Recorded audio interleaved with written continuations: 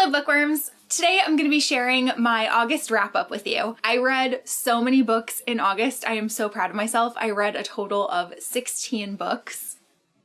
I know.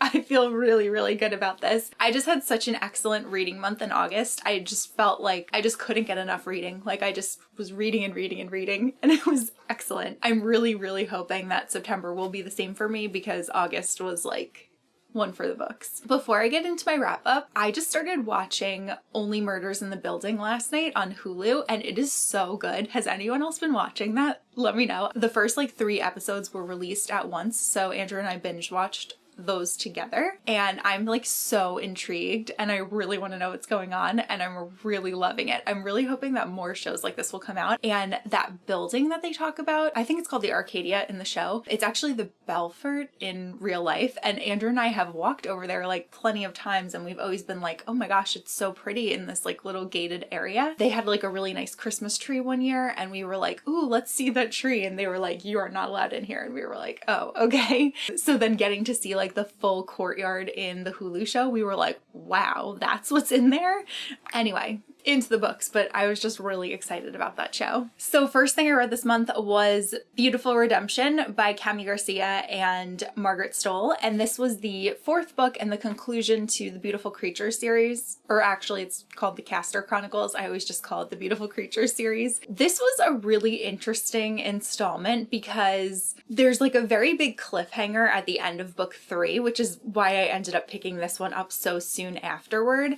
And so I didn't really like the beginning portion of the book because I think like a good half of it was them trying to resolve what happened at the end of book 3. It was a very unusual way for a story to have taken place, and while it was interesting, I didn't love it. I did really like that we got Lena's perspective in this one. That was something new and different. And I did actually really like the way that things wrapped up. I thought that it was very entertaining. I don't think it was like one of the best books that I've ever read, and it's definitely not my favorite of any in the series, but I still did enjoy it for what it was, and I ended up giving this one 3.5 stars. Then I reread Kings of the Wilds by Nicholas Eames. This is one of my favorite books. I love it so much, and this time around I feel like I enjoyed it even more than I did the first time that I read it. I actually have a reading vlog coming for this one, so I'm not going to go too far into depth about it, and I've also talked about it like a ton of times, but it's essentially like a D&D campaign with older men who are past their prime and they used to be super famous, and it's also very heavily inspired by rock music. The groups of mercenaries are called bands, and our main character in the book is Clay Cooper, who was not the front man of the band. He was like the quiet one that not as many people knew of, but he probably had the most impact on anyone, and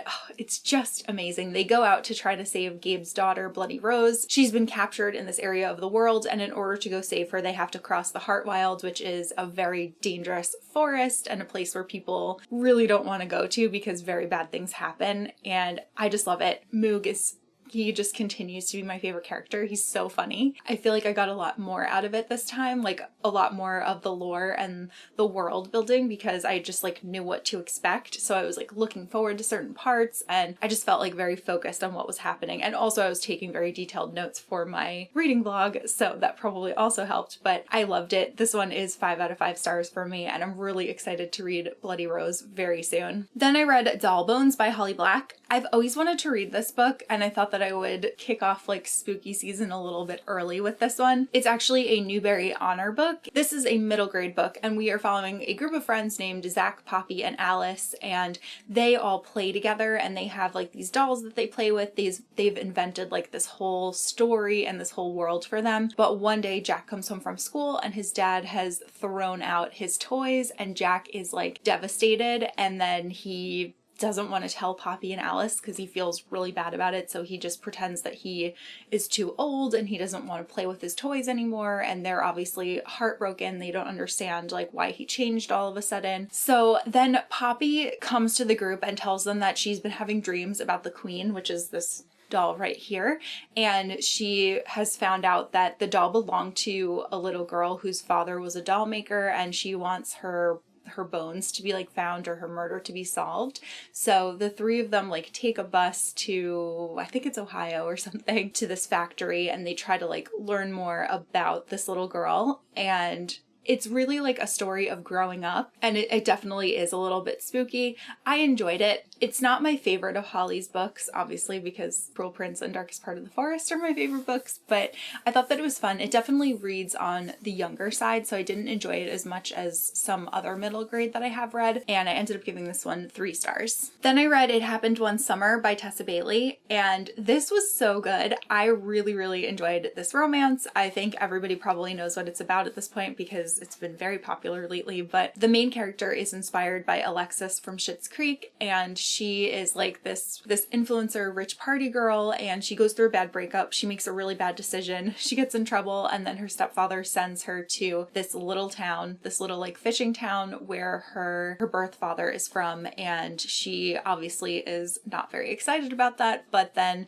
she starts to feel at home, and she undergoes a really nice character arc because she starts out kind of like directionless and very reliant on the internet. She's never like mean-spirited or anything. She just isn't really making the best decisions. I would say she's kind of just like lost, and then she really finds purpose when she moves to this town and she meets this guy Brendan, and it is kind of hate to love right off the bat. They clash as soon as they first meet, but obviously like they start to get to know each other better, and it's so cute. And Piper's sister actually moves with her because she's like, I can't leave you all alone in this town. So her and this other character meet, and I was like, they have to be the couple for book 2. I think I'm even more excited for that one than I had been for this one. I just really liked it. I thought it had a lot of really cute character moments. I thought that it had a lot of kind of heartwarming revelations, and I really liked seeing Piper choose to be present in real life versus spending so much of her time online and being so dependent upon likes and what other people think. And she just kind of like realizes that a lot of her LA friends are not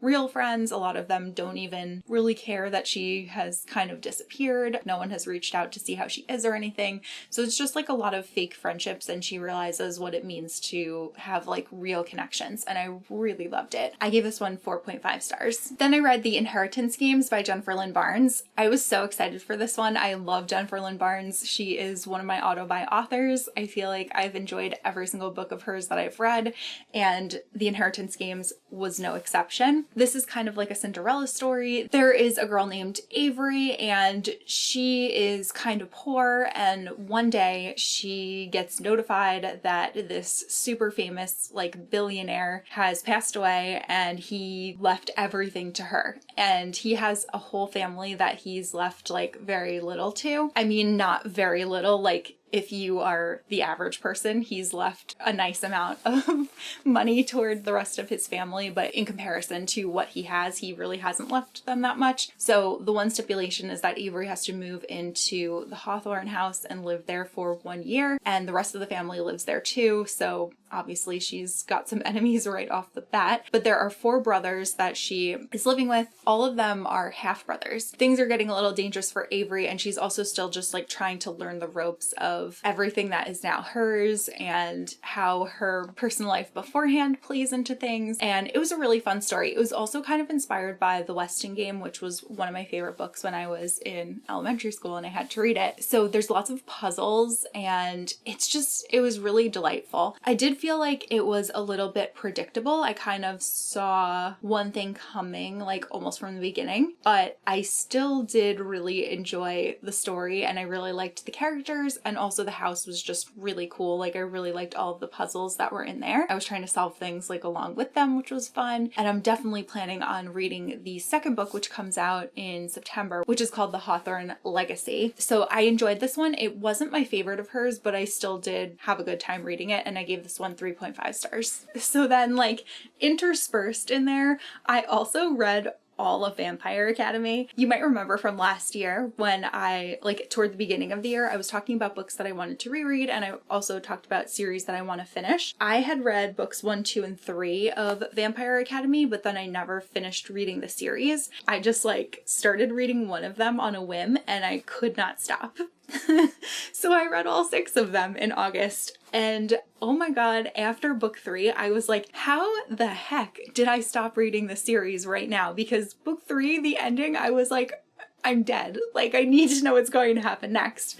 I think what happened was, like, I started reading it on a vacation, and I'm so bad at finishing vacation books once I get back home. So I didn't finish it until much later, and I kind of like forgot some of the stuff that was going on, but reading all of these back to back was such a treat. I had so much fun with them. I listened to the audiobooks, and I like looked forward to cooking and cleaning and walking just so that I could get more of what was going on. I just love the whole thing start to finish, and I love Rose, I love Dimitri, I really love Lissa, I really love Christian, I really love Adrian. It was a wild ride. I was like very pleased with the way that everything wrapped up, except that one character did very much get the short end of the stick, and I feel very bad for that character. So that was the only thing that I was like, oh, this poor person. But otherwise, like, I really enjoyed this series from beginning to end.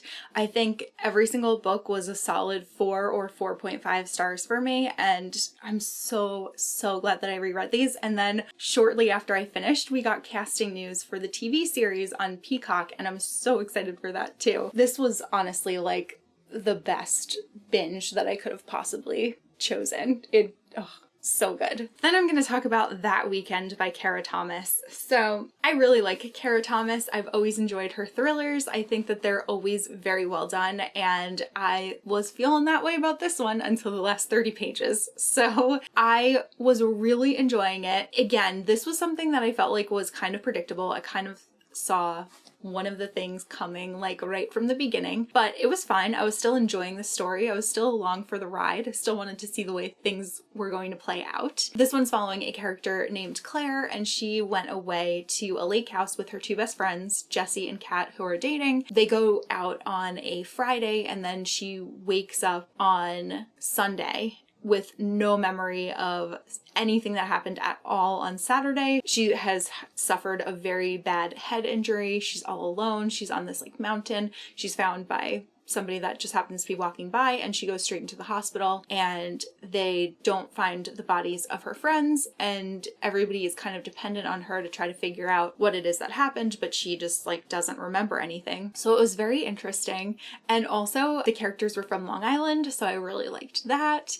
And I thought the whole thing was like really entertaining. And then we got to the last 30 pages, and it made me hate this book. Like, I thought that I was going to give this book 4 stars, and then I ended up giving it 1.5, 2 stars. It's literally only because of those last couple of pages. Kara Thomas just threw 2 plot points in there that like were not necessary, and they just literally like ruined everything in my opinion. I think some people feel a little bit differently about it, but for me, like, I had a very visceral reaction to that ending. I was very upset. I did not like it. I warned so many people not to read this. Wow.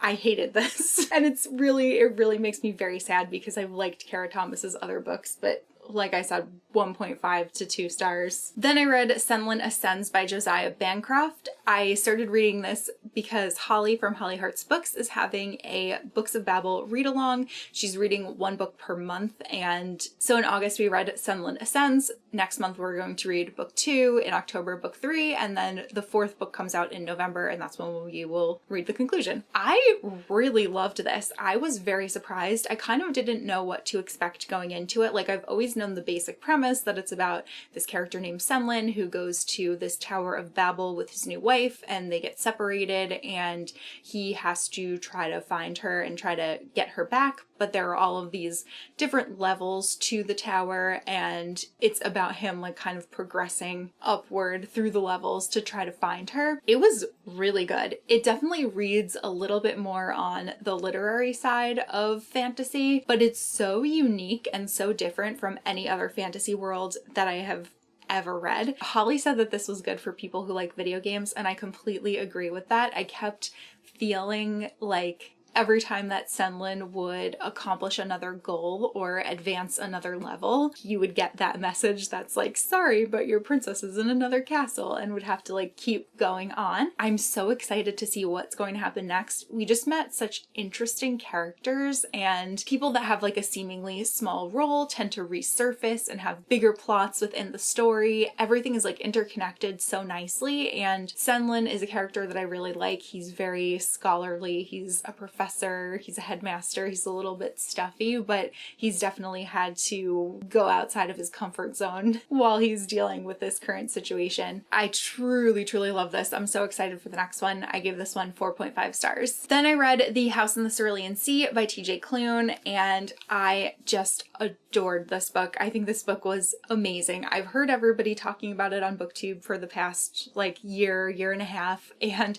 actually Holly was the first person who told me to read this book too, but I just got to it now and I'm so glad that I did because I really truly loved it. It's very wholesome and it was just delightful. Like, we're following this character named Linus who works for the department in charge of magical youth, and he gets sent to this remote island in order to check out this one orphanage that they have there to see if it's safe for the children and if the children are safe. Otherwise, they'll close the orphanage down. And he gets chosen because he is such a thorough caseworker and he is kind of detached from his job. He always keeps a very objective point of view. He doesn't let himself get involved with the people that are actually there. He just kind of like reports on what he sees, and he, doesn't really interact. But when he goes to this island, he does kind of start interacting with people. It's a group of very unusual children, but they're all so heartwarming. I really love the little boy who wants to be a bellhop. So cute. This story just like makes you feel really good. It was like a really feel good story, very heartwarming. There is a male-male romance, and that is also like super wholesome, super cute, super slow burn. I loved it. This book was amazing. I gave this one 5 out of 5 stars. Then I read Baptism of Fire by Andrzej Sapkowski. This is the 5th book in the Witcher series, and I really did like this installment. I feel like the last one I didn't really care for so much. The novels, like the full-length novels, have been kind of hit or miss for me, but I thought that this was a good installment. I really liked the plot progression with Geralt and Yennefer and Ciri, and I also like the new character that we meet. I feel like I was feeling like a little bit lost with what was going on with the war between all of the different areas of the world, because it has been quite a while since I read the because it has been quite a while since I read the 4th book. But I did really enjoy like the character moments. That was really like what did it for me. I have to say though, like the full-length novels tend to be like very weirdly paced. They're very slow. There's not a lot that happens, and then sometimes there's like a ton that happens, but it'll be at a random point in the book. It won't be like a climax, like a traditional climax at the end of the book. And they always end so like the endings are always so funny to me. Like I feel like they always end in a way where the author's like, yeah, this will make them want to read the next one, but you're like, I can tell like that you threw this line in here in the hopes that I would want to read more. If that makes sense. I don't know if I'm making sense, but that's how I feel about them. So I liked this one. It was one of the better full-length novels. I still like the short stories best, but I did like this. And I am really glad that I read it now, because I do think that a lot of season 2 of The Witcher show is going to pull from some of this book. So that was a good thing. I liked it. I gave it 3.5 stars. And then lastly, I have Summer of Salt by Katrina Leno. So unfortunately, I didn't really like this one. I ended up DNFing it. I read 32% of the novel before I decided to give up on it. There were things that I did like about it, but personally, I'm not a big fan of magical realism. It rarely, if ever, works for me. There have probably been like one-off exceptions here and there, but generally, like, I just don't like magical realism. I don't know, this one just wasn't like doing it for me. I'm glad that I gave it a chance. It's been sitting on my shelf for so long, and now I feel like I can get rid of it without feeling bad about it, because while I was reading, I just felt like this is fine, but I wasn't super invested. I didn't really care too much about what was going on. I was like, you know what? I'm so excited about so many of the other things that I'm reading. I probably shouldn't waste any more of my time on this one. And I'm very glad that I made that decision. I think it was the right way to go for me. I'm sad about it because I know that so many other people really love it. It just wasn't doing it for me. Alrighty, so those are all of the books that I read in August. There were a couple of books for my TBR that I didn't get to that I really do want to get to in the next couple of months. So I still have to read Malice, I still have to read Edge Dancer, and I still have to read Exile, and I still have to finish Shadow Rising. I'm embarrassed to say that I did not finish that, but I did read more of it yesterday. But Wheel of Time does take me like a really long time to read, as much as I do enjoy it, and I felt like I was just like doing so well with like reading a lot that I definitely focused on things that I was able to like read faster. Hopefully Shadow Rising will be in my September wrap up. It did not make it for August. So I think I did pretty good. This was definitely my best reading month in a really long time, and it just has me feeling really excited about things. So that makes me very happy. Let me know some of your favorite things that you read in September, and let me know if you read anything that I mentioned, and also let me know if you're watching Only Murders in the Building because it's so good. That's all that I have for this video, and I will see you guys soon in a new one. Bye!